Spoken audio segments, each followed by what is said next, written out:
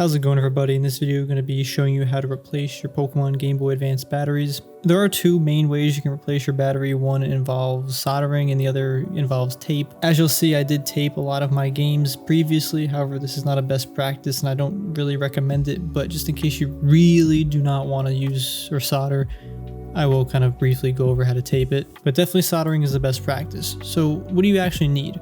Well, you definitely need these CR1616 batteries with the tabs. If you are soldering, you definitely need it with the tabs. If you do not plan on soldering, you don't really need these tabs. You obviously need a soldering iron or a soldering station. You obviously need some solder. Really any solder will do, but this is the one that I'm using. Also, if you do think you're gonna mess up with some soldering, I do recommend picking up some solder wick.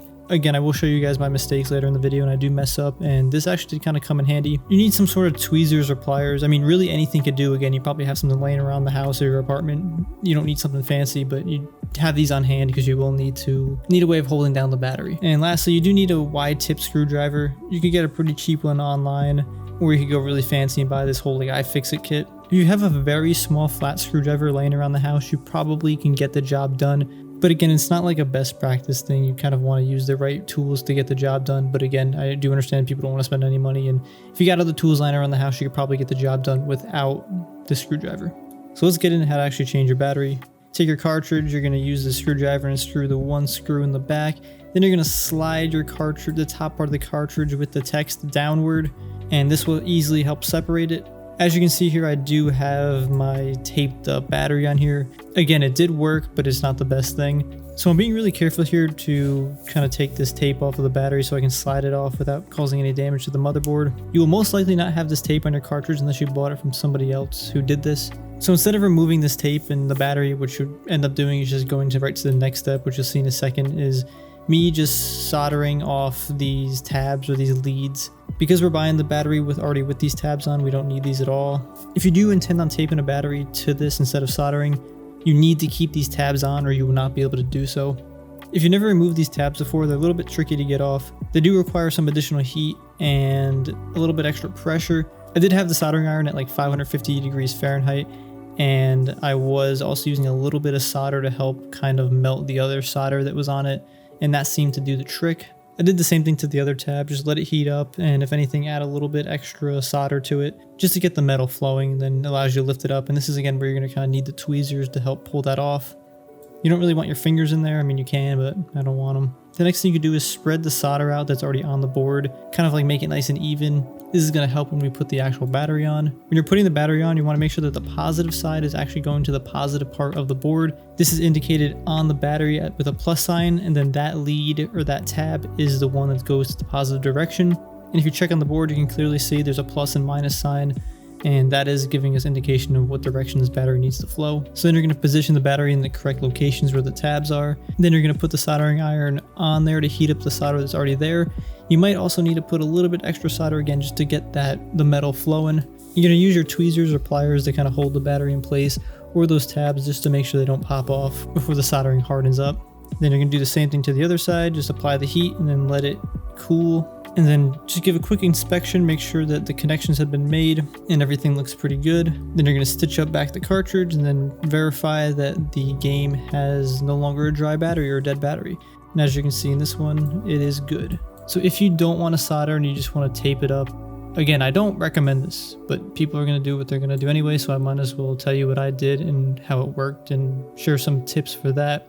Definitely use electrical tape. Do not use Scotch tape or anything like that.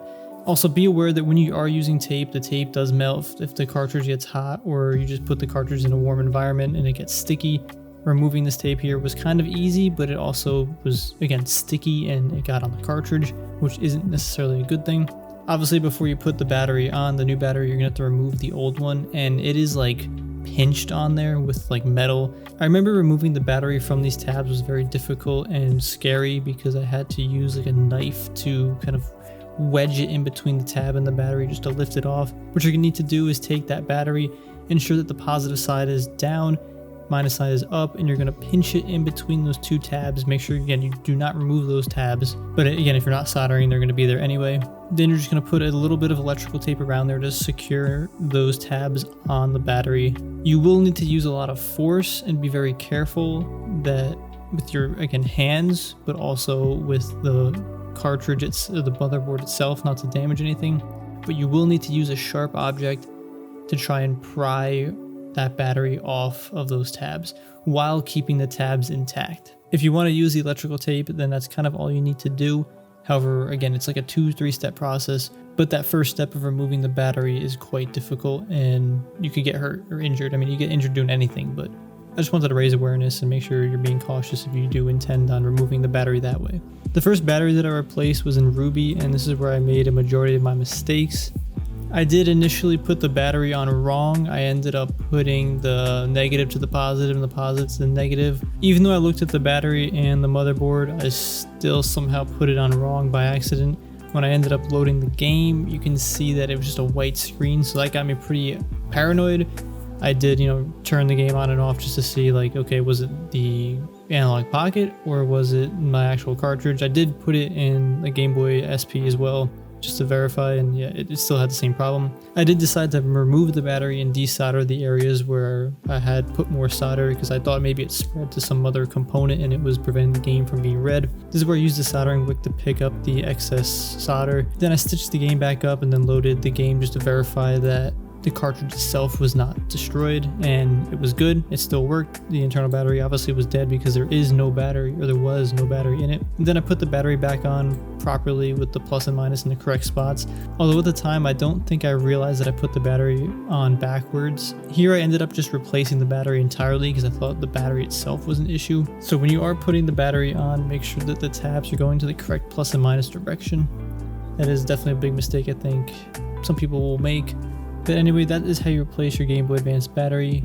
Just as a reminder to be safe with your hands and everything. Also, lead is dangerous. You definitely don't want to touch lead and then eat food with your hands, and especially do not eat the lead itself. That is very toxic. But also, watch your hands, don't get cut. And also watch your motherboard and game because it is precious. I do hope you found this video helpful. Definitely check out some of the videos on the channel for some Pokemon content. Take care everybody, I'll see you in some other videos.